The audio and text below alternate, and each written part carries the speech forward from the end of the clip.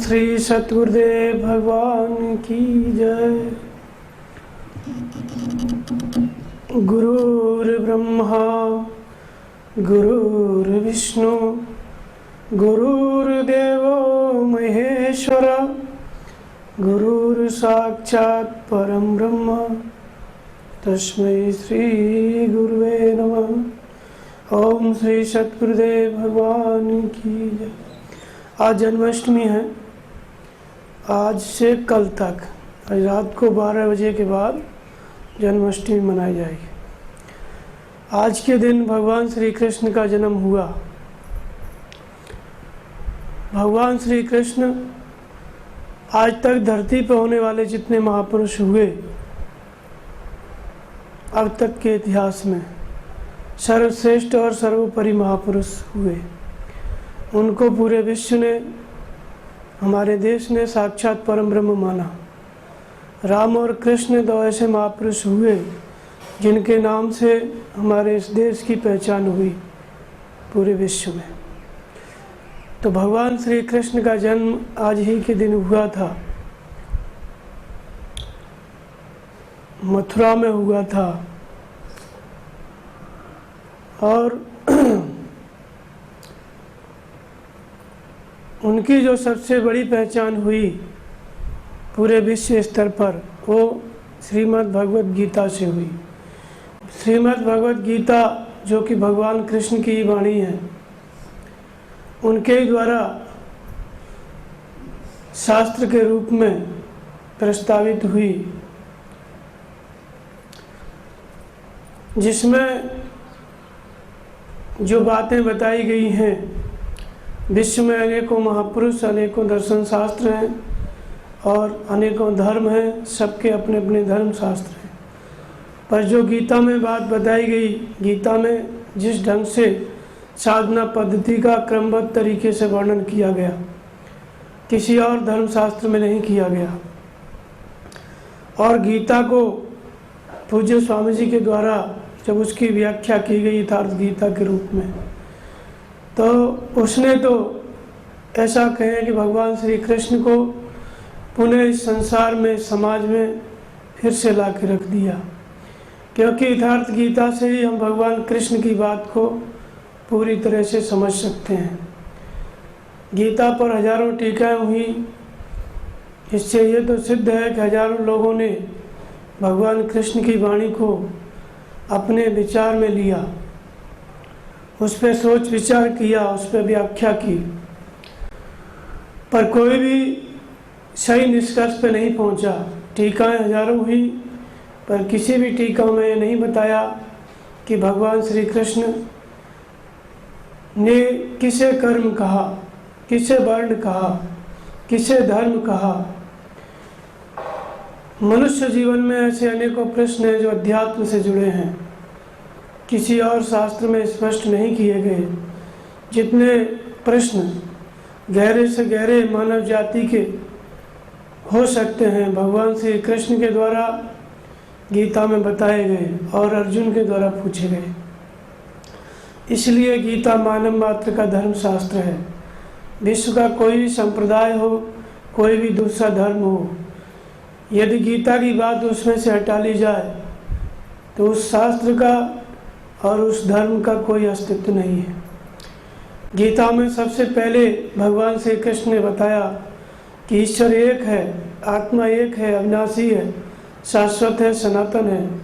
वही सनातन ब्रह्म, वही सनातन धर्म है और उसकी प्राप्ति करना प्रत्येक मनुष्य का कर्तव्य है।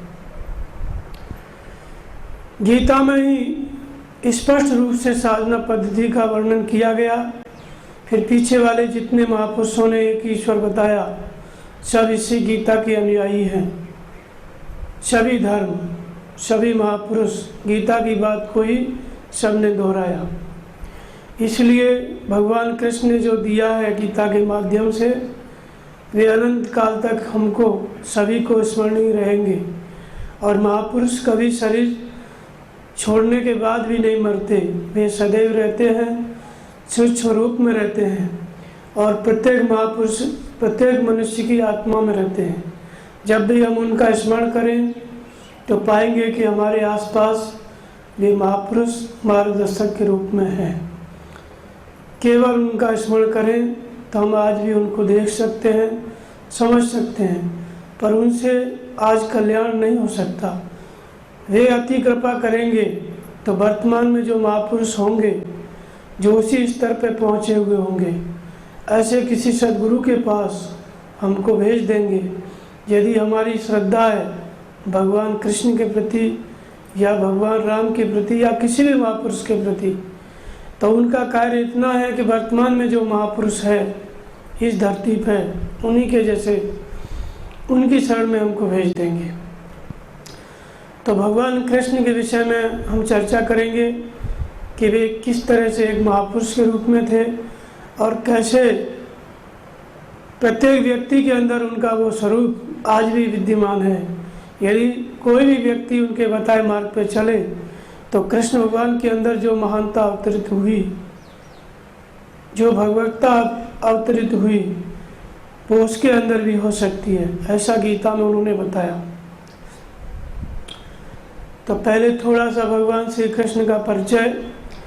भगवान कृष्ण ने अध्याय 3 में गीता में कहा कि अर्जुन, जो मनुष्य आत्मतृप्त है, आत्मसंतुष्ट है, उस मनुष्य को कर्म नहीं बांधते, क्योंकि जो कर्मों का परिणाम है परमात्मा, वो उससे अलग नहीं है। इसलिए कर्म करके वो किसे ढूंढे, और पीछे कोई संस्कार नहीं है जिसको काटने के लिए कर्म करे। इसलिए ऐसे आत्मसंतुष्ट आत्मतृप्त महापुरुष को कर्म नहीं बांधते। यहाँ पे जो कर्म का सिद्धांत है, गीता में इसको स्पष्ट किया गया है। जैसा कि हम सभी जानते हैं कि जीने खाने के लिए कुछ न कुछ कर्म सभी को करना पड़ता है, और जो हम कर्म करते हैं वही हमारा भविष्य में भाग्य होता है। तो इसी कर्म को स्पष्ट किया है गीता में कि कर्म क्या है। तो भगवान कृष्ण ने कहा कि यज्ञार्थात् अन्यत्र लोको अयम कर्म बंधन तदर्थम कर्म कौन्तेय मुक्त संघ समाचर। जो यज्ञ की प्रक्रिया है उसको कार्य रूप देना कर्म है। कर्म लोग जब समझते हैं कि हम, किसान सोचता है खेती करना कर्म है, व्यापारी समझता है व्यापार करना कर्म है, और जो सर्विस करता है वो समझता है ड्यूटी करना कर्म है, समाज सेवी समाज सेवा को कर्म मानते हैं, देश की सेवा करने वाले देश सेवा को कर्म मानते हैं। इसलिए गीता की हजारों टीकाएं हुई, सब ने अपने अपने ढंग से कर्म की व्याख्या की। तो वास्तव में कर्म क्या है? केवल यज्ञ को कार्य रूप देना। और दूसरा कर्म जो करते हैं लोग, रात दिन व्यस्त हैं, वो क्या है? तो उसको कहते हैं इसी लोक का बंधन है, यहीं पे हमको बांधने वाला है। दूसरी जो हम कर्म करते हैं उससे हम कहीं नहीं पहुंचेंगे, फिर जन्म लेंगे, फिर मरेंगे, फिर जन्म लेंगे, इसी जगह पे हमारी यात्रा रहेगी। और जो यज्ञ है उसको कार्य रूप देंगे, वही वास्तव में गीता का कर्म है। उसी को भगवान कृष्ण ने किया और वे महान हुए, और उसी को गीता में उपदेश के रूप में बताया। और अर्जुन को कहा कि अर्जुन, कर्म नहीं वे संसिद्धि मास्तिता जनकादय लोक संग्रह में पापी संपश्यन कर्तुमर्हति। कर्म नहीं वे संसिद्धि वास्तिता जनकादय, पूर्व में होने वाले जनक इत्यादि जितने महापुरुष हुए, एक तो जनक राजा जनक हुए।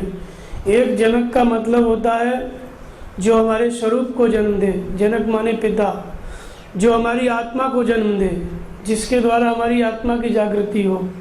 शरीर से तो हम सभी जागृत होते हैं, पर हमारी आत्मा प्रसुप्त है। क्या प्रमाण है कि आत्मा प्रसुप्त है? तो वास्तव में आत्मा त्रिकालज्ञ है, लेकिन कोई भी व्यक्ति त्रिकालज्ञ नहीं है, अपना भविष्य दूसरे से पूछता है। आत्मा सर्वज्ञ है, लेकिन हम में से कोई सर्वज्ञ नहीं है। आत्मा अविनाशी है, लेकिन हमारा नाश हो रहा है, फिर मर रहे हैं, फिर जन्म ले रहे हैं। तो इसलिए आत्मा का जन्म और कोई बात है, शरीर का जन्म और कोई बात है। तो भगवान कृष्ण ने कहा कि कर्म करके ही जनक इत्यादि, अर्थात जनक माने जो हमारे स्वरूप को जन्म देने वाले महापुरुष हुए। एक तो राजा जनक, दूसरा प्रत्येक महापुरुष जो योग से संयुक्त है, जिसने ईश्वर की प्राप्ति की, ऐसा तत्वदर्शी संत जनक कहलाता है। तो वे महापुरुष इतनी बड़ी महानता को, इतने बड़े ज्ञान की उपलब्धि परमात्मा को किस तरह से प्राप्त किए? तो भगवान कृष्ण का कहना है कि कर्म में भी संसिद्धि, कर्म करके ही वो सिद्धि को प्राप्त किए, तपस्या करके ही वो सिद्ध हुए, भगवान की प्राप्ति किए। और अर्जुन, तुमको भी सिद्ध होना है, तो भी इस बताए हुए कर्म को कर। जिस कर्म को करके जनक जैसे ज्ञानी जन महापुरुष हुए और हजारों महापुरुष हुए, जिस कर्म को करके मैं तेरे सामने खड़ा हूँ, इस स्थिति में पहुँचा, भगवत स्वरूप की प्राप्ति हुई, उसी कर्म को मैंने तुम्हें बताया है गीता में। तुम्हें भी यदि लोकनायक बनना है, समाज को मार्गदर्शन करने वाली क्षमता तुम्हें प्राप्त करना है, तो तू भी मेरे बताए हुए मार्ग पे चल और कर्म करके ही परम सिद्धि को प्राप्त करेगा। तो बताया हुआ मार्ग क्या था? नियत कर्म।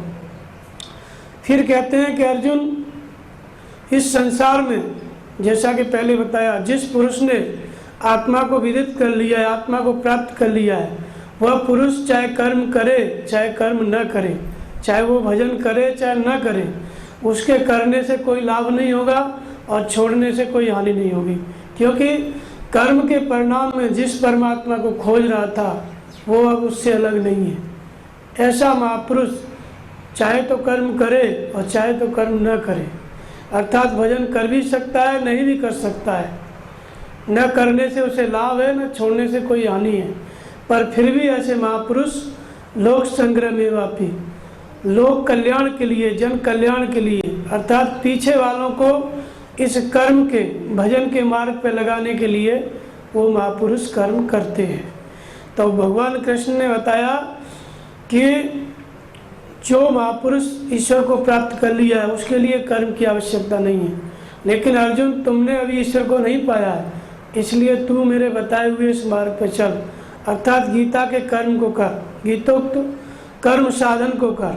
तो वो गीता का जो कर्म उन्होंने बताया अर्जुन के लिए, उसका मतलब क्या है? यज्ञ को कार्य रूप देना। यज्ञ किसको कहते हैं?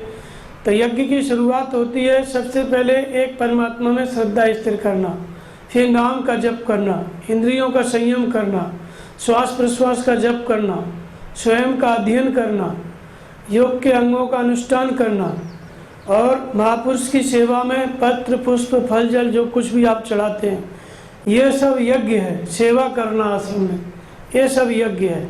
इस यज्ञ को आप कार्य रूप दे रहे हैं तो कर्म कर रहे हैं।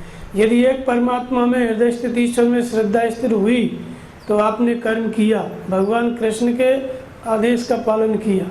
यदि इंद्रियों का संयम करने लग गए तो आपने भगवान कृष्ण के आदेश का पालन किया, कर्म किया। आश्रम में सेवा करने लग गए तो आपने कर्म आरंभ किया। स्वयं का अध्ययन करने लगे तो आपने कर्म आरंभ किया। गुरु महाराज के स्वरूप का ध्यान पूजा करने लगे तो आपने कर्म आरंभ किया। ये सब कर्म है। इसी कर्म को करके भगवान कृष्ण ने कहा कि मैं इस स्वरूप में आया हूँ और अर्जुन तुझे भी मेरे जैसा बनना है, मैं तेरा भविष्य हूँ, तो तू भी इसी कर्म को कर। और जिसके कर्म के परिणाम में भगवान की प्राप्ति हो गई, उसे करने की कोई आवश्यकता नहीं है। फिर अपनी तुलना करते हैं कि अर्जुन, न मे पार्थास्त कर्तव्यम कृष्ण लोकेश किंचन नान वाप्तम अवाप्तव्यम वर्तेव च कर्मणि। कि अर्जुन, हे पार्थ, तीनों लोकों में मुझे किंचित भी कर्तव्य शेष नहीं है। मुझे तीनों लोकों में कोई भी कर्तव्य शेष नहीं है, फिर भी मैं कर्म में बरतता हूँ, फिर भी मैं कर्म करता हूँ। किसके लिए? लोक संग्रह के लिए, दूसरों के मार्गदर्शन के लिए। पहले कहा कि उस महापुरुष के लिए कोई कर्तव्य शेष नहीं है जिसको आत्मा विदित है, परमात्मा विदित है। फिर अपनी तुलना करते हैं कि मुझे भी कोई कर्तव्य शेष नहीं है तीनों लोकों में, और कोई भी प्राप्त होने वाली वस्तु अप्राप्त नहीं है। नान वाप्तम अवाप्तव्यम, कोई भी ऐसी वस्तु नहीं है जिसे प्राप्त करने के लिए, खोजने के लिए मैं कर्म करूं, भजन करूं, फिर भी मैं करता हूं। क्यों करता हूं? क्योंकि यदि मैं कर्म में नहीं बरतूंगा तो लोग वर्ण संकर हो जाएंगे। मैं कर्म में नहीं बरतूंगा, भजन नहीं करूंगा तो लोग वर्ण संकर हो जाएंगे। पीछे वाले लोग देखेंगे कि महापुरुष भजन नहीं करते हैं तो वो भी भजन करना बंद कर देंगे, तो फिर मार्ग से भटक जाएंगे। इसलिए मैं कर्म करता हूँ। तो ये उन्होंने एक तुलना की। तुलना इसलिए की गई कि भगवान कृष्ण जिस स्वरूप में आए, जैसे महापुरुष थे, वैसी स्थिति किसी को भी प्राप्त हो सकती है। इसलिए कहा कि महापुरुष के लिए कोई कर्तव्य नहीं है, फिर भी वो काम कर्म में बरतता है। मेरे लिए भी कोई कर्तव्य विशेष नहीं है, फिर भी मैं कर्म में बरतता हूँ, अर्थात भजन करता हूँ पीछे वालों के मार्गदर्शन के लिए। तो यहाँ पर भगवान कृष्ण एक महापुरुष हैं और अपनी तुलना एक दूसरे महापुरुष से करते हैं। फिर कहते हैं अध्याय 7 में कि अर्जुन, बहुना जन्म नावंते ज्ञानवानमा प्रपद्यते वासुदेव सर्वमिति सा महात्मा सुदुर्लभ। बहुत से जन्मों में तपस्या करते करते जो अंतिम जन्म में प्राप्ति वाला जन्म है, जिस ज्ञानी को भगवान की प्राप्ति हो गई है, वो मेरा स्वरूप है। मुझे हटा दो, उसे बैठा दो, कोई अंतर नहीं पड़ेगा। मैं उसमें हूँ, वो मुझ में है। 4 प्रकार के भक्त मुझे भजते हैं, आर्त, जिज्ञासु, अर्थार्थी और ज्ञानी। आर्त माने दुख निवारण के लिए। जो दुखी रहते हैं वो भी मेरा भजन करते हैं। जो धन संपत्ति चाहते हैं वह भी मेरा भजन करते हैं। और जिज्ञासु, जो तत्व से जानना चाहते हैं कि ईश्वर क्या है, वह भी मेरा भजन करते हैं। और ज्ञानी, जिन्होंने ईश्वर को जान लिया है, जो ईश्वर स्वरूप हैं, वह भी मेरा भजन करते हैं। तो इन चारों में से जो ज्ञानी है वो मेरा स्वरूप है। सब कुछ वासुदेव ही है, सब कुछ वो कृष्ण ही है। तो यदि हमें भगवान कृष्ण को मानना है तो वर्तमान समय में जो तत्वदर्शी महापुरुष हैं, जैसे पूज्य स्वामी जी उस स्वरूप में स्थित हैं, तो आज यदि हमें भगवान कृष्ण को मानना है तो इन महापुरुषों के चरणों का ध्यान करना पड़ेगा, पूजा करनी पड़ेगी। तो ये यहाँ पर भी भगवान कृष्ण ने अपना परिचय दिया कि मैं किसी मंदिर में मूर्ति के रूप में नहीं हूँ, बल्कि वर्तमान समय में जो अपने शरीर से जीवित महापुरुष हैं वे मेरे स्वरूप हैं। मैं उनमें हूँ, वो मुझ में है। फिर उन्होंने एक स्थान पर क्षेत्रज्ञ का वर्णन किया अध्याय 13 में। फिर कहा कि अर्जुन, क्षेत्रज्ञम चापि माम विद्धि सर्व क्षेत्रेषु भारत। क्षेत्रज्ञयोर ज्ञानम यत ज्ञानम मतम मम। इदम शरीरम कौन्तेय, जो ये शरीर ही क्षेत्र है। एतत् यो वेत्ति तत्वतः। क्षेत्रज्ञ कौन है? जो इस शरीर रूपी क्षेत्र को जानता है, वो क्षेत्रज्ञ है। और फिर अपनी तुलना करते हैं कि मैं भी एक क्षेत्रज्ञ हूँ, क्योंकि मैं भी इस शरीर को अच्छी तरह जानता हूँ और जान करके इससे मुक्त हुआ हूँ। तो जो इस शरीर ही क्षेत्र है, जिसको प्रकृति कहा गया, जो इसको जान करके इसको जीत लेता है, विदित कर लेता है, वो क्षेत्रज्ञ है। फिर अपनी तुलना उससे करते हैं कि मैं भी क्षेत्रज्ञ हूँ।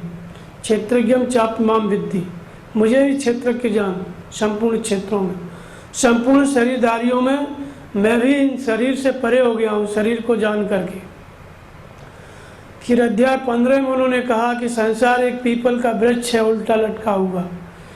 जो पत्ते से लेकर जड़ तक इसको जान लेता है वो वेदवित है। मैं जानता हूँ इसलिए मैं वेदवित हूँ, जो इसको जानता है वो भी वेदवित है। तो ऊर्ध्वमूलम अधः शाखम अस्वस्थम प्रावरभ्यम छंदांश यस्य प्रणामी यस्तम वेद स वेद।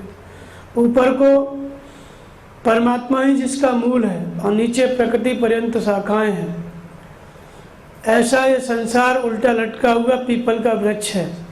तो जो पत्ता है वो क्या है? प्रत्येक मनुष्य का शरीर इस पीपल रूपी वृक्ष का पत्ता है, अर्थात हम सब शरीर पत्ते हैं। इसी पत्ते से हम इस संसार को जानना शुरू करते हैं, अर्थात जिस शरीर में महापुरुष के द्वारा साधना जागृत हो जाती है, भजन जागृत हो जाता है, वही संसार को जानना शुरू करता है और एक दिन पूरी तरह से जान लेता है। जब पूरी तरह से इसका जान लेता है तो जान करके इससे मुक्त हो जाता है। जो मुक्त हो जाता है तो भगवान कृष्ण ने कहा कि वो वेदवित है और मैं भी वेदवित हूँ। तो अपनी तुलना एक ऐसे महात्मा से करते हैं जो इस शरीर में जीवित है, जिसने तपस्या करके मूल सहित परमात्मा को जाना और परमात्मा स्वरूप हुआ। तो यहाँ पे कई स्थान पर उन्होंने तुलना की कि लोग ऐसा न समझें कि कभी कृष्ण भगवान हुए और आज किस रूप में उनको माने।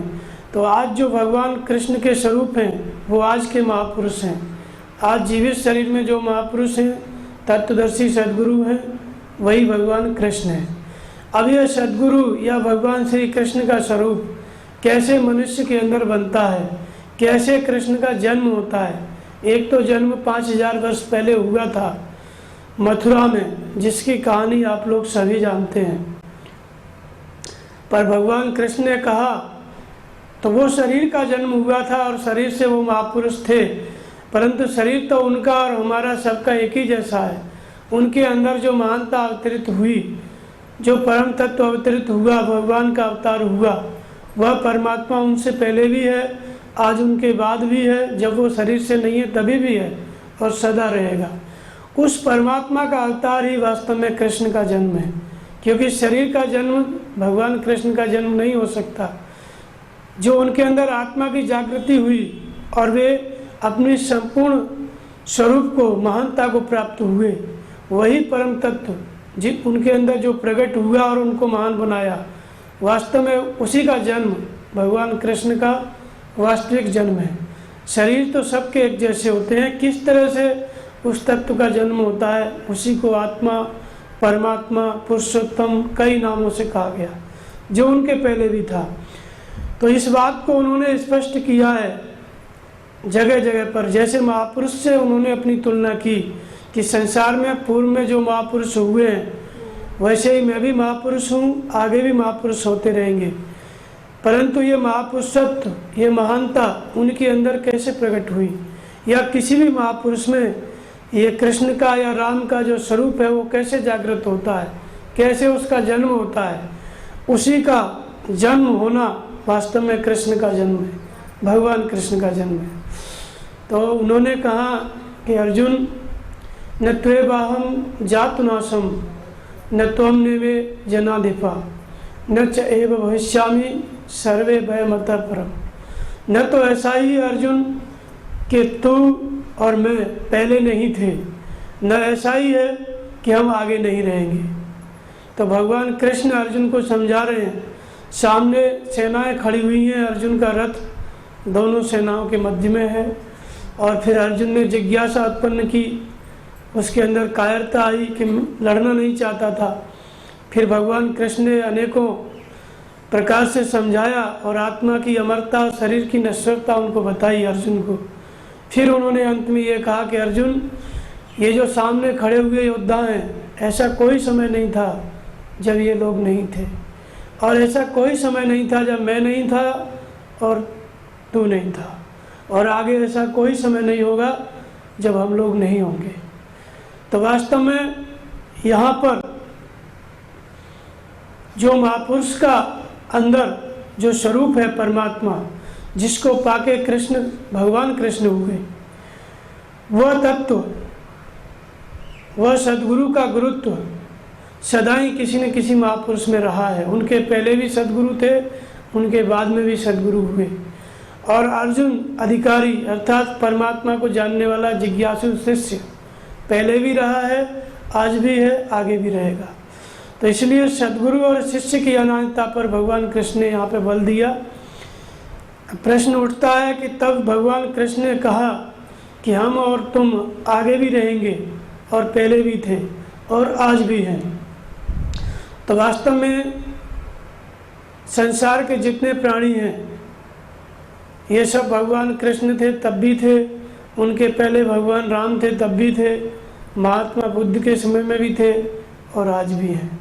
हम सभी लोग राम के समय में भी थे, कृष्ण के समय में भी थे, बुद्ध और महावीर के समय में भी थे और सब महापुरुषों के समय में थे।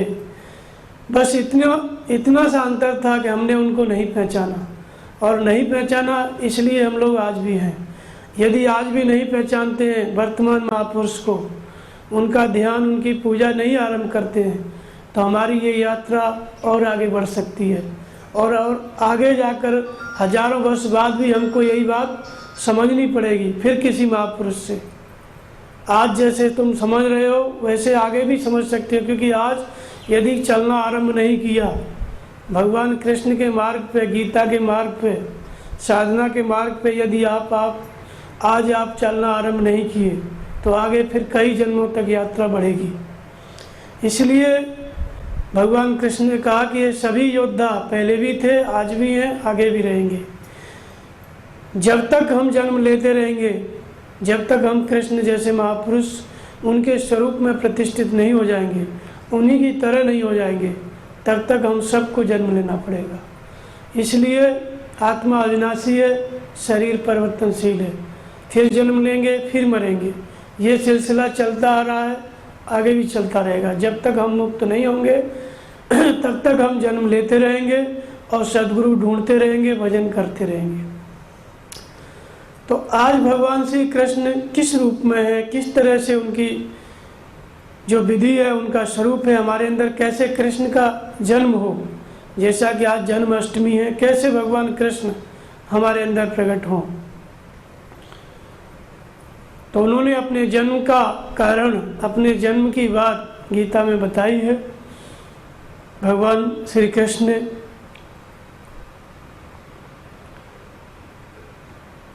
जब अध्याय 4 में योग की अनायता पर उन्होंने प्रकाश डाला कि अर्जुन, इस योग को मैंने कल्प के आदि में सूर्य से कहा, सूर्य ने अपने पुत्र मनु से कहा, फिर उसने इक्ष्वाकु से कहा, फिर इक्ष्वाकु ने राजऋषियों से कहा, फिर ये योग लुप्त हो गया। योग माने ईश्वर प्राप्ति की विधि, योग माने मिलन, आत्मा का परमात्मा से मिलन, जीव का ईश्वर से मिलन। तो जीव का ईश्वर से मिलन करा दे वह विधि योग कहलाती है। तो हम कैसे परमात्मा से जुड़ जाएं, मिल जाएं, वो पूरा उपाय योग कहलाता है। उस उपाय को, उस योग की विधि को भगवान कृष्ण कहते हैं कि मैंने सूर्य से कहा। कल्प के आरंभ में, सृष्टि के आरंभ में मैंने उसको सूर्य से कहा, सूर्य ने मनु से कहा, मनु ने इक्ष्वाकु से कहा। ऐसे ये परंपरागत चला आ रहा है। फिर राजऋषि काल में ये लुप्त हो गया और वही पुरातन योग अर्जुन मैं तुमसे कहने जा रहा हूँ, क्योंकि तू मेरा प्रिय भक्त है। तो अर्जुन ने जब ये बात सुनी कि आपने सूर्य से कहा, तो फिर उसको संदेह हुआ कि सूर्य तो बहुत पुराना, आपका जन्म तो अब हुआ है, हमसे थोड़ा बहुत आयु में बड़े होंगे, मैं कैसे मानूं कि आपने इसको सूर्य से कहा। तब भगवान कृष्ण ने कहा कि अर्जुन, तेरे और मेरे बहुत से जन्म हो चुके हैं, बहुना में व्यतीतानि जन्मानि तब चार्जुन, तानहम वे शर्माणी न त्वं वेत्थ परंतप। उन सबको मैं जानता हूँ, मेरे और तेरे बहुत से जन्म हो चुके हैं, पर उन सबको तू नहीं जानता है, मैं जानता हूँ। वास्तव में जो सद्गुरु हैं, जैसे स्वामी जी हैं, और हम सभी उनके भक्त हैं, अनुरागी जो शिष्य हैं, उनके कई जन्म हो चुके हैं, पहले भी थे और आज भी हैं, आगे भी रहेंगे। पर उन सब जन्मों को जो उनकी शरण में है, शिष्य हैं, वो नहीं जानते, लेकिन सद्गुरु उसकी पूरी श्रृंखला को जानता है कि जो शिष्य भर्ती हुआ है पिछले जन्म में क्या था, आगे कहाँ तक इसका वो ईश्वर की प्राप्ति कब तक कर पाएगा, सारी जानकारी उनको रहती है। वही बात भगवान कृष्ण कहते हैं कि अर्जुन, तेरे और मेरे बहुत से जन्म हो चुके हैं, तू नहीं जानता है, परंतु मैं सबको जानता हूँ। तो फिर अर्जुन ने प्रश्न किया कि आपका जन्म क्या वैसा ही है जैसे शरीर से सब पैदा होते हैं, किस तरह से आप पैदा होते हैं? तो फिर भगवान कृष्ण ने कहा कि नहीं, ऐसा नहीं है, मैं शरीर से जन्म नहीं लेता हूँ, बल्कि शरीर के अंदर जन्म लेता हूँ। किस तरह से? अजोपि सन्न व्ययात्मा भूतानाम ईश्वरोपि सन् प्रकृतिम स्वामधिष्ठाय संभवम आत्माया। अजोप सन्न व्ययात्मा, संपूर्ण प्राणियों के शरीर में व्याप्त रहने पर, संपूर्ण व्यक्ति, संपूर्ण मनुष्यों के शरीर में प्रवाहित हूँ, भगवान कृष्ण कहते हैं कि मैं संपूर्ण व्यक्तियों के शरीर में व्याप्त हूँ, प्रवाहित हूँ, प्रत्येक शरीर के अंदर है। एक जगह पर और उन्होंने कहा कि संपूर्ण प्राणियों का मैं अंतर्यामी आत्मा हूँ, अहम आत्मा गुडाकेश, मैं संपूर्ण प्राणियों की आत्मा हूँ। फिर कहते हैं कि सर्वस्व चाम हृदय सन्निविष्ट हूँ। कहाँ रहता हूँ? तो संपूर्ण प्राणियों के हृदय में रहता हूँ, अंतःकरण में रहता हूँ, अर्थात मन में रहता हूँ। तो वो मन में रह कर के क्या करते हैं, कैसे जागृत होते हैं, कैसे उनका जन्म होता है, उसी जन्म की बात को भगवान कृष्ण अध्याय 4 में बताते हैं कि कैसे मेरा जन्म होता है। तो कहते हैं जो भी सन्निधि आत्मा, संपूर्ण प्राणियों के अंतराल में प्रवाहित होते हुए भी, संपूर्ण हृदय में रहते हुए भी अजन्मा हूँ, जन्म नहीं लेता हूँ। प्रकृति स्वामदिष्टाय, तो कैसे प्रकट होते हैं भगवान, कैसे मैं प्रकट होता हूँ? प्रकृति स्वामदिष्टाय, त्रिगुणमय प्रकृति को अपने अधीन करके योग माया से प्रकट होता हूँ। जैसा कि आप देखते होंगे भगवान कृष्ण का जन्म हुआ तो जेल में उनका जन्म हुआ। देवकी और वसुदेव के पुत्र थे, जेल में बंद कर दिया गया। 6-7 पुत्र हुए और क्रम क्रम से कंस ने सबको मार डाला। 7वें जगह पे लड़की हुई, फिर उसको भी मारना चाहा तो वो उसके हाथ से छूट गई और उसने आकाश में जाकर कहा कि तुम्हें मारने वाला पैदा हो गया, तुम मुझको क्या मारेगा।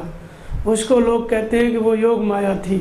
पहले योग माया ने अवतार लिया, तब भगवान ने अवतार लिया। 8वां पुत्र था कंस का, जो जिसका देवकी का 8वां पुत्र भगवान कृष्ण थे। और 7वें पे योग माया प्रकट हुई। योग माया ने फिर भविष्यवाणी की कि तुम्हें मारने वाला पैदा हो गया। उसी योग माया को भगवान कृष्ण कहते हैं कि प्रकृति स्वामदिष्टाय संभवम आत्माया। उसी योग माया को यहाँ आत्म माया कहते हैं, उसी को विद्या माया कहते हैं, उसी को भगवान की प्रेरणा कहते हैं।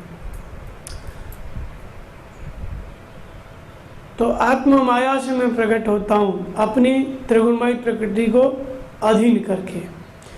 और आत्म माया क्या है? तो रामचरितमानस में भी इस बात को बताया है कि भगवान का अवतार कैसे होता है। तो माया के विषय में प्रश्न किया है लक्ष्मण जी ने कि माया क्या है, जीव क्या है, ईश्वर क्या है। तो भगवान राम ने कहा है कि मैं और मोर तोड़ते माया, जेवस कीन्यो जीव निकाया, तेकर भेद सुनो तुम सोहु, विद्या पर अविद्या दो।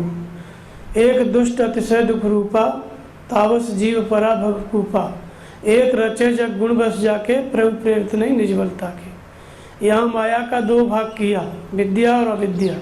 अविद्या को भगवान ने बताया कि वो दुष्ट रूप है, उसके वश में होकर के जीव संसार में भवकूप में पड़ा हुआ है। और उसी माया का एक हिस्सा है विद्या माया, जिसको आत्म माया कहा गया, योग माया कहा गया। तो कहते हैं कि एक रचे जग गुण बस जाके, प्रभु प्रेरित नहीं निज बलता के। जो विद्या माया है, आत्म माया है, उसको कहा गया कि वो प्रभु की प्रेरणा है, वो भगवान की प्रेरणा है। जिसको आत्म माया कहते हैं भगवान कृष्ण, उसका मतलब होता है कि आपकी आत्मा से भगवान प्रेरणा करने लगे, आपकी आत्मा से जागृत होकर के आपको मार्गदर्शन करने लगे। तो इसको कहते हैं योग माया। जब आत्मा से अभिन्न होकर के, जागृत होकर के मार्गदर्शन करने लगे तो इसको कहते हैं आत्माया, इसी को योग माया। तो ये माया करती क्या है? तो कहते हैं एक रचे जग गुण बस जाके, ये माया तीनों गुणों को बस में करती है। उसी को भगवान कृष्ण कहते हैं कि प्रकृति स्वामदिष्टाय, त्रिगुणमयी प्रकृति को मैं अपने अधीन करके तब प्रकट होता हूँ। तो किस तरह से त्रिगुणमयी प्रकृति को अधीन करते हैं? इसी विद्या की जागृति के द्वारा। इसी को विद्या कहते हैं, ब्रह्म विद्या कहते हैं, इसी को परा विद्या कहते हैं, इसी को आत्मा की जागृति कहते हैं, और इसी को भगवान का अवतार कहते हैं, राम का जन्म कहते हैं, इसी को कृष्ण का जन्म कहते हैं। क्योंकि योग माया के बाद भगवान कृष्ण का जन्म हुआ। तो प्रकृति को अधीन करके योग माया से मैं प्रकट होता हूँ। किस परिस्थिति में प्रकट होते हैं आप? तो यदा यदा धर्मस्य ग्लानिर्भवति भारत, अभ्युत्थानम अधर्मस्य तदात्मानं सृजाम्यहम्। जब जब यदा यदा धर्मस्य ग्लानिर्भवति भारत, रामचरितमानस में कहा गया जब जब होए धर्म की हानि, बाढ़े असुर अधम अभिमानी, तब तब प्रभुधर विविध शरीरा, हरे कृपानिधि सज्जन पीरा। वही बात गीता में कहते हैं कि यदा यदा धर्मस्य, जब जब अधर्म से साधक का, पथिक का, व्यक्ति का इतना अंदर अधर्म और पाप बढ़ जाता है कि भाविक पार पाते नहीं देखता, अर्थात भजन करते करते हमारे मन में इतनी गिलानी होने लगती है कि पता नहीं हम मुक्त होंगे कि नहीं होंगे, या ऐसे ही नरक भोगते रहेंगे, क्या हमारा भविष्य है।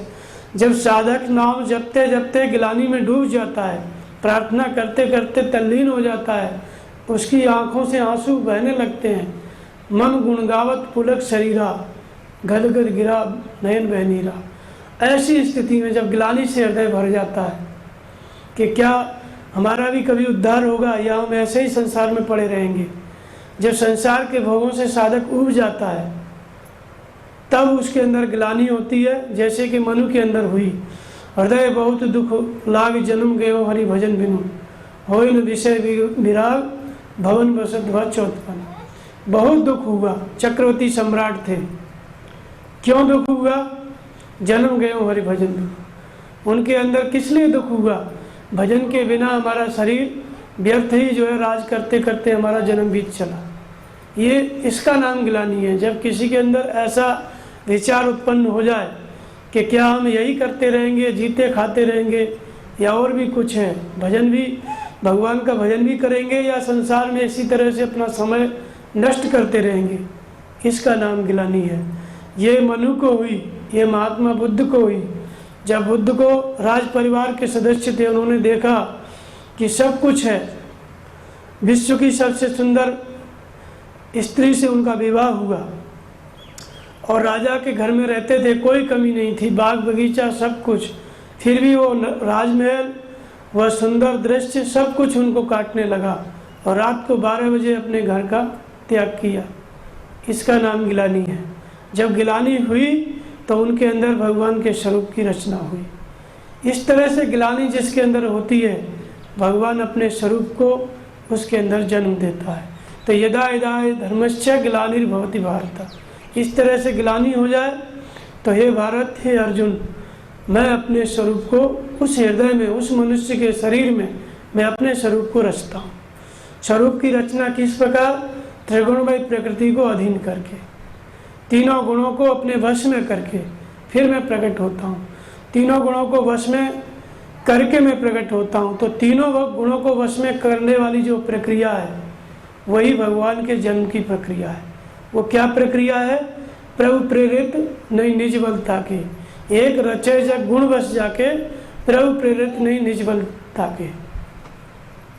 एक जो विद्या है, योग माया है, वो जगत की रचना करती है, अर्थात स्वरूप की रचना करती है।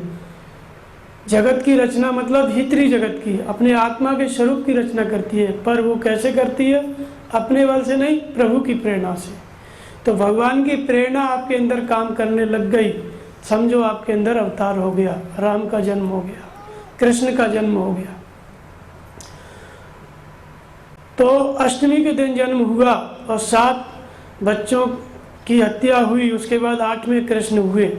तो वास्तव में देवकी और वसुदेव और देवकी क्या है, इस प्रतीक को भी समझना पड़ेगा।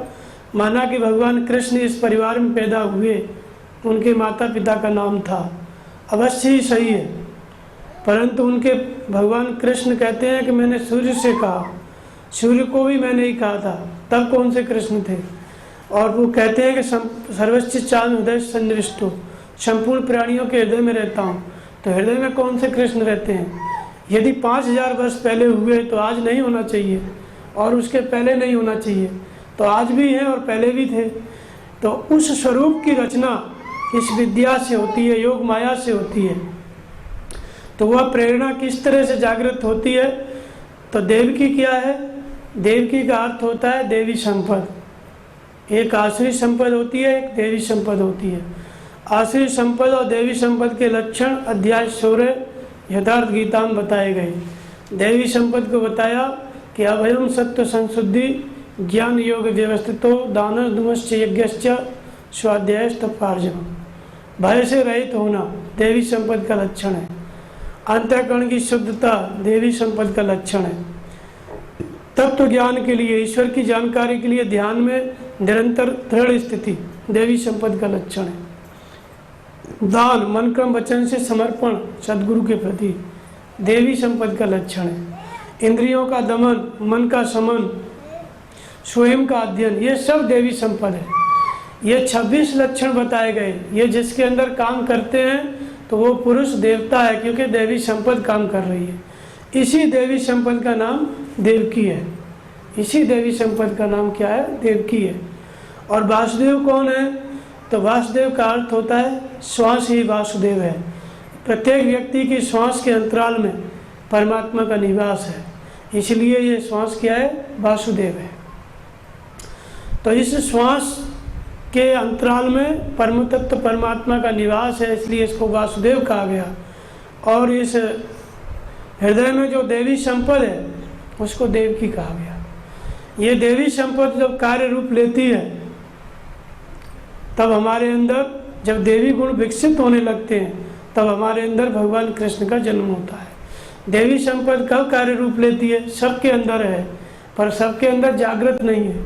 अभय होना देवी संपत्ति का लक्षण है, परंतु केवल महापुरुष में पाया जाता है। वो भी मनुष्य है, हम भी मनुष्य, परंतु वो इस संसार में निर्भय है, अभय है, और हम भयभीत रहते हैं मृत्यु से। तो उसी शरीर में वो लक्षण प्रकट है, उसी शरीर में हमारे अंदर वो प्रकट नहीं है। तो उनके अंदर देवकी और वसुदेव प्रकट है, इसलिए कृष्ण जन्म ले लिए। हमारे अंदर ये देवी संपत्ति कैसे जागृत हो? तो श्वास ही वासुदेव है।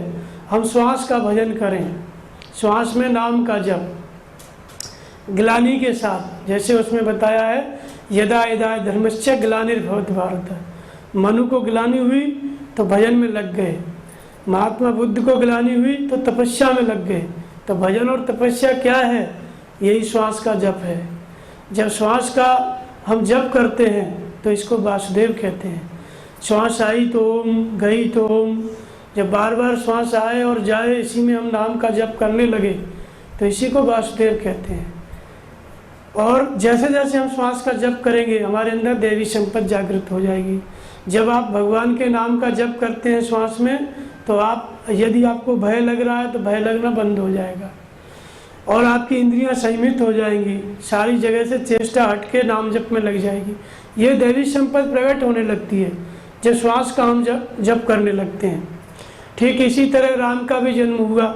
श्रृंगी ऋषि ने यज्ञ कराया वशिष्ठ के द्वारा। तो श्रृंगी ऋषि का यज्ञ क्या है? श्वास प्रश्वास का जप।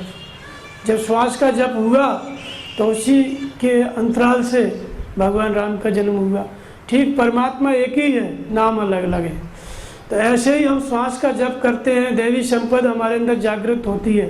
तो इसी देवी वृत्ति में जब हमारे चित्त के अंतराल में देवी विचार चलते हैं, देवी विचार मतलब विवेक वैराग्य, जैसे नाम जपना है, ध्यान करना, इंद्रिय संयम करना है, मुक्त होने के लिए प्रयास करना है, स्वयं का अध्ययन, इस तरह के विचार चलने लग गए, विवेक और ज्ञान की बात है, तब इसको देवी संपत्ति कहते हैं।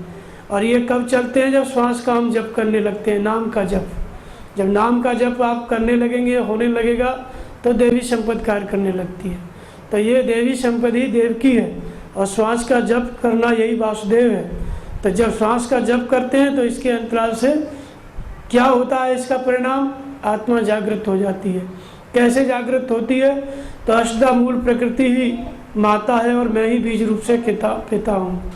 भगवान कृष्ण कहते हैं अध्याय 14 में कि अर्जुन, अष्टधा मूल प्रकृति गर्भ को धारण करने वाली माता है और मैं ही बीज रूप से पिता हूँ। इन दोनों के संयोग से संसार की उत्पत्ति है। तो अष्टधा मूल प्रकृति क्या है? 5 तत्व, मन बुद्धि अहंकार, ये अष्टधा मूल प्रकृति है। 5 तत्व जिससे हमारा शरीर बना है, जल अग्नि वायु पृथ्वी, ये हमारा शरीर इसी 5 तत्व से बना है। और क्या है? मन बुद्धि अहंकार। मन है, बुद्धि है, अहंकार है। तो मन से योजना करते हैं, बनाते हैं, बुद्धि से निर्णय लेते हैं, और जैसा निर्णय लेते हैं वैसा ही हम कार्य करने लगते हैं। तो हमने निर्णय लिया, योजना बनाई, नाम का जप करना है, निर्णय लिया नाम का जप करना है और नाम जप करने लग गए, तो हमारे अंदर फिर किसका आकार प्रकट होगा? आत्मा का स्वरूप बनेगा, परमात्मा का स्वरूप बनेगा, क्योंकि परमात्मा के नाम का जप कर रहे हैं। तो इसलिए नाम का जप जब श्वास में होने लग गया, दैवी संपत्ति जागृत हो गई, तो भगवान के स्वरूप की रचना होने लगती है। लेकिन कब? ग्लानि के साथ, प्रेम के साथ। तो यदा यदा धर्मस्य ग्लानिर्भवति भारत अभ्युत्थानम् अधर्मस्य तदात्मानं सृजाम्यहम्। तो उस समय मैं अपने स्वरूप को रचता हूँ। स्वरूप की रचना में क्या रचना आप करते हैं? तो परित्राणाय साधूनां विनाशाय च दुष्कृतां धर्म संस्थापनार्थाय संभवामि युगे युगे। मैं जन्म लेकर के क्या करता हूँ? भगवान का जन्म हो गया किसी के अंदर, महात्मा के या महापुरुष के अंदर, तो क्या हुआ उसके अंदर? कौन सी घटना घटी? भगवान ने क्या काम किया? तो रामायण में जैसे कहा गया है, असुर मार थापे सुर निराखे निश्रुत सेत जग विस्तार विसर्जस राम जन्म करे। वही कृष्ण का भी जन्म। विनाशाय च दुष्कृताम परित्राणाय साधूनां विनाशाय च दुष्कृताम। साध्य वस्तुओं को अर्थात देवी संपद को, साधु जो मनुष्य को साधु बनाते हैं, ऐसे गुणों का मैं विकास करता हूँ। और विनाशाय च दुष्कृताम जो मनुष्य को दुष्ट बनाते हैं, ऐसे दुर्गुणों का मैं नाश करता हूँ। भगवान आपके अंदर प्रकट होकर के क्या करते हैं? आपके अंदर जो साधु बनाने वाले गुण हैं उनको बढ़ाने लगते हैं, और जो असाधु बनाने वाले दुर्गुण हैं, दुष्ट बनाने वाले दुर्गुण हैं, उनका नाश करने लगते हैं। यही भगवान के जन्म का कारण है, ये कार्य है। तो विनाशाय च दुष्कृताम धर्म संस्थापनार्थाय संभवामि युगे। धर्म की स्थापना करता हूँ, जो परम धर्म परमात्मा है उसको स्थिर करता हूँ। और ये काम मैं युग युग में करता हूँ। युग का अर्थ ये नहीं है कि सत्ययुग, द्वापर या त्रेता में। वास्तव में नित्य युग हो, नित्य युग धर्म हुए सब केरे, हृदय राम माया के प्रेरे। रोज के युग धर्म होते हैं। किस तरह से होते हैं? राम माया की प्रेरणा से, योग माया की प्रेरणा से। कैसे हम समझें कि हमारे अंदर कौन सा युग है? तो शुद्ध सत्य समता विज्ञान कृत प्रभा प्रसन्न मन जाना। जब आपका मन प्रसन्न है और आपका मन भजन में लगा हुआ है, शुद्ध सत्य गुण प्रवाहित है, तो ये सतयुग का लक्षण है। ऐसी स्थिति में भगवान आमने सामने रहते हैं, हमेशा मार्गदर्शन करने लगेंगे। आप समझेंगे, भगवान बताएंगे। तो ये भगवान के जन्म का समय है। फिर कहते हैं कि तामस बहुत रजोगुण थोड़ा, कल प्रभाव विरोध चौरा। जब हमारे अंदर तमोगुण होता है तो चारों तरफ राग द्वेष फैल जाता है, कुछ भी अच्छा नहीं लगेगा। सुबह से शाम तक 2-4 आदमी से झगड़ा हो जाएगा, इसको कहते हैं कलयुग। ऐसी स्थिति में भी भगवान का अवतार होता है। जब ऐसी स्थिति में आप भजन करेंगे, सेवा करेंगे, तब भी भगवान बताएंगे जागृत होकर के, प्रकट होकर के। यहाँ भी आपको बचाएंगे कि झगड़ा हो सकता है कि क्या हो सकता है, सारी परिस्थितियों का ज्ञान कराएंगे अवतार लेकर के, जन्म लेकर के। तो कलयुग से लेकर सतयुग तक जो आपके अंदर घटने वाली घटना है, जब जब अपनी सूरत को, अपने मन को आप भगवान के चरणों में लगाएंगे, गुरु महाराज के ध्यान में लगाएंगे, नाम के जप में लगाएंगे, तब तब भगवान प्रकट होकर के आपको मार्गदर्शन करेंगे। चाहे आप कलयुग स्तर के साधक हैं, चाहे द्वापर, चाहे त्रेता, चाहे सतयुग, अर्थात चाहे शूद्र स्थिति में है, चाहे वैश्य स्थिति में, चाहे क्षत्रिय में है, चाहे ब्राह्मण है। चारों युगों में, चारों स्थितियों में हृदय से जागृत होकर के भगवान आपको मार्गदर्शन करेंगे। यही भगवान का जन्म है और ये मार्गदर्शन करना भगवान का काम है। और मार्गदर्शन से होता क्या है?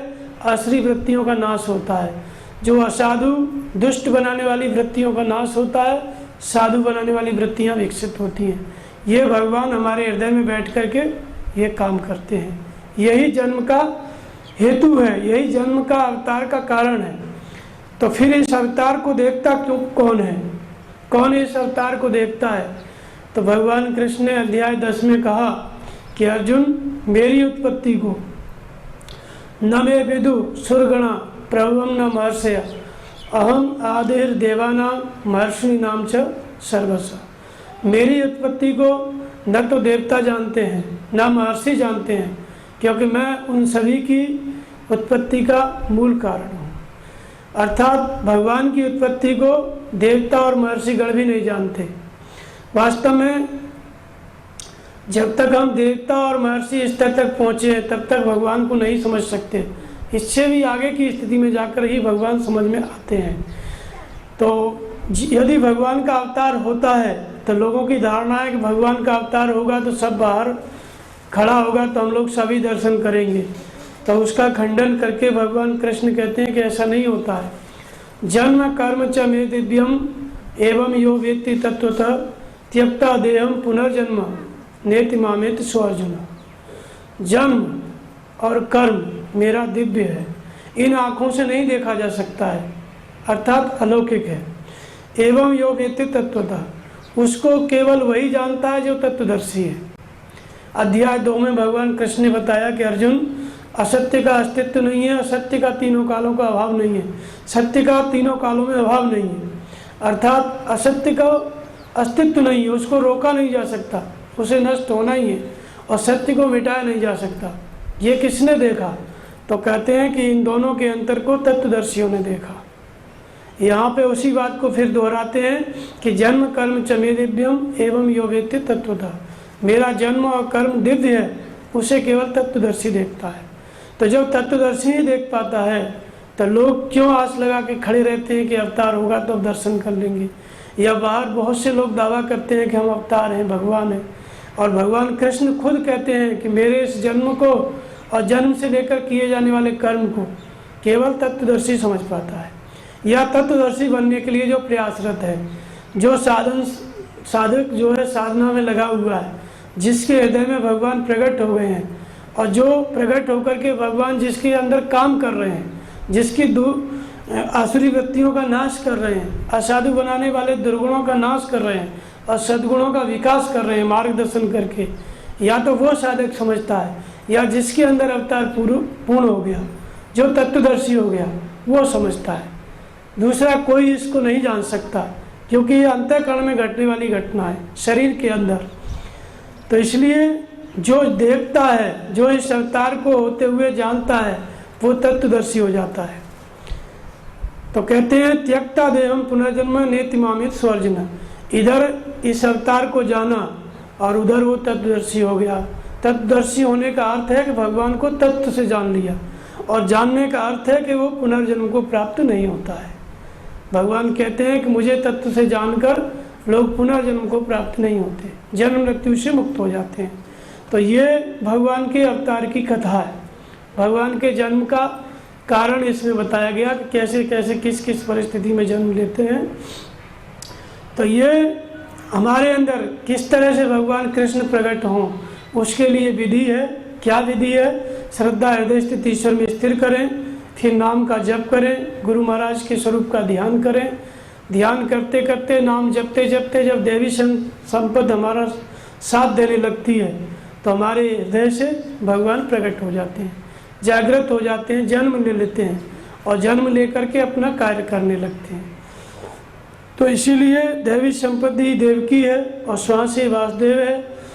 श्वास में जब हम नाम का जप करते हैं, देवी संपत्ति जागृत हो जाती है, तो भगवान के स्वरूप का जन्म होता है। जब भगवान के स्वरूप का जन्म होता है तो उस भगवान जन्म लेकर के क्या करते हैं? संपूर्ण असुरों का नाश करते हैं। जैसे कंस को मारा, कंस से पहले जितने राक्षस थे सबको मारा। तो जो हमारे अंदर आसुरी वृत्तियाँ हैं, जैसे वृत्तासुर हुआ, क्या बोलते हैं, अघासुर, बकासुर। अघासुर का अर्थ होता है अघ माने पाप, पाप करने वाली जो हमारी वृत्ति है, पाप करने वाली वृत्ति जो हमारे मन में बसी हुई है। क्या है पाप करने वाली वृत्ति? तो कामेश क्रोधेश रजोगुण समग्र। हमारे अंदर पाप किस लिए होता है? कामनाओं के कारण। तो हमारे अंदर कामना आ जाती है तो हम पाप करने लगते हैं। तो इन कामनाओं का त्याग कराते हैं ताकि पाप न हो। तो ये अघासुर का वध करना। फिर बकासुर, बकासुर का मतलब है कि जैसे बहुत सारी जानकारी साधक के पास होती है, जैसे बहुत सारा जो बहुत बोलने की वृत्ति होती है, नहीं पूछ रहा है तो भी लोग किसी को बताने लग गया साधक, अंदर की बात है बाहर प्रकट करने लग गया, अर्थात बकवास करने की जो वृत्ति है ये भी साधना से भटका देती है। इसको भी भगवान मार्गदर्शन करके शांत करते हैं। फिर पूतना को समाप्त किया, तो पूतना का मतलब होता है प्रकृति, प्रकृति, जैसा कि मैंने कहा, त्रिगुणमयी प्रकृति को अधीन करके प्रकट होता हूँ। तो प्रकृति का मतलब है सत रज तम 3 गुण। कभी तमोगुण आ गया तो आलस्य आ जाएगा, बहुत खा लेंगे, सोने में लग जाएंगे, ये हमारी प्रकृति सोने की प्रकृति बन जाएगी। जैसे लोग कहते हैं इसकी सोने की आदत है, प्रकृति माने आदत। अब वो आदत छूट ही नहीं रही है, भजन में मन ही नहीं लगता है, बैठे और नींद आ गई। फिर रजोगुण, रजोगुण का मतलब है बहुत इच्छा करना, ये काम हो जाएगा तब भजन करेंगे, ये काम हो जाएगा तब भजन करेंगे, तो ये रजोगुण, ये भी प्रकृति है। तो रजोगुण, तमोगुण और सतोगुण, ये त्रिगुणमयी जो प्रकृति है इसको अधीन करके प्रकट होता हूँ। तो प्रकृति रूपी पूतना, इस प्रकृति का अंत नहीं होगा तब तक भगवान प्रकट नहीं होंगे। जब हमारे अंदर कामनाएं चलती रहेंगी तो हम निष्काम कर्म नहीं कर पाएंगे। जब निष्काम कर्म नहीं कर पाएंगे तो कामनाओं के कारण जन्म लेते रहेंगे, तो मुक्त कैसे होंगे? और जब मुक्त नहीं होंगे तो भगवान का अवतार, भगवान का जन्म हो ही नहीं पाएगा, पूरी तरह से आत्मा का स्वरूप बन ही नहीं पाएगा, विकसित नहीं हो पाएगा। तो इसलिए प्रकृति रूपी पूतना, इसको समाप्त करते हैं। फिर शुभाशुभ कर्मों का अंतिम संस्कार, कर्मों का जो अंतिम संस्कार है वही कंस है। कंस का मतलब होता है कर्मों का अंतिम संस्कार। अंतिम संस्कार क्या होता है? जैसे भजन करते रहते हैं लोग, और भजन करते करते बहुत ऊंची अवस्था आ गई, ये समझो कि प्राप्ति होने वाली है, फिर भी कुछ न कुछ करने की इच्छा किसी महात्मा के मन में रह गई, तो उसका नाम है कंस। जैसे अब परमहंस महाराज का 6 जन्म के साधु थे और महापुरुष होने जा रहे थे पिछले जन्म में, लेकिन उनके मन में गांजा पीने की और कितनी 2-3 इच्छाएं रह गई, परिवार बसाने की, तो शरीर से वो नहीं किए कुछ, लेकिन जन्म लेके फिर वो सब करना पड़ा। तो ये कर्मों का अंतिम संस्कार है। भगवान श्री कृष्ण को भी पिछले जन्मों में ही मुक्त हो जाते, लेकिन जन्म लेना पड़ा। तो कर्मों का अंतिम संस्कार है, इसी को कंस कहते हैं। ये जन्म देता रहता है, तो कर्मों के अंतिम संस्कार का मिट जाना, समाप्त हो जाना, कंस का मर जाना है। जब कर्म का अंतिम संस्कार समाप्त हो गया, शुभाशुभ कर्म विलीन हो गए, तो भगवान का स्वरूप पूरी तरह प्रकट हो जाता है। वह साधक जो तपस्या करता था, अब उसकी तपस्या पूरी हो जाती है, भगवान के स्वरूप में बदल जाता है।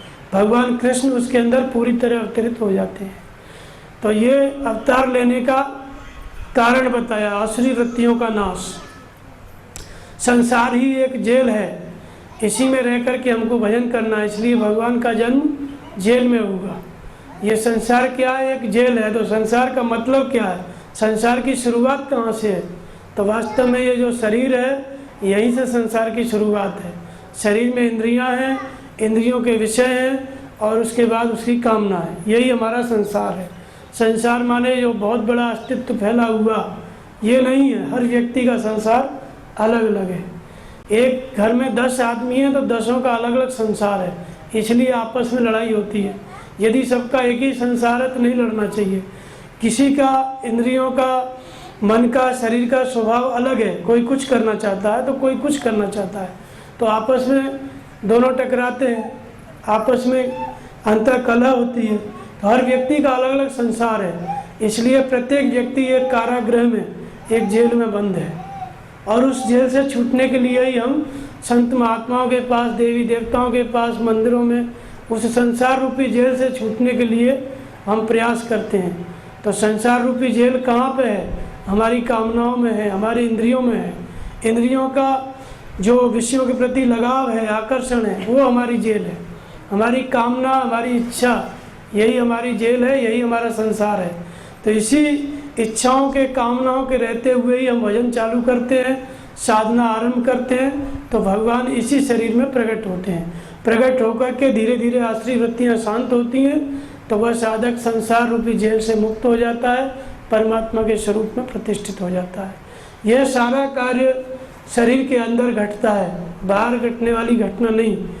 और भगवान कृष्ण आज से 5000 वर्ष पूर्व हुए थे, पर उनके अंदर भी यह घटना इसी तरह घटी थी।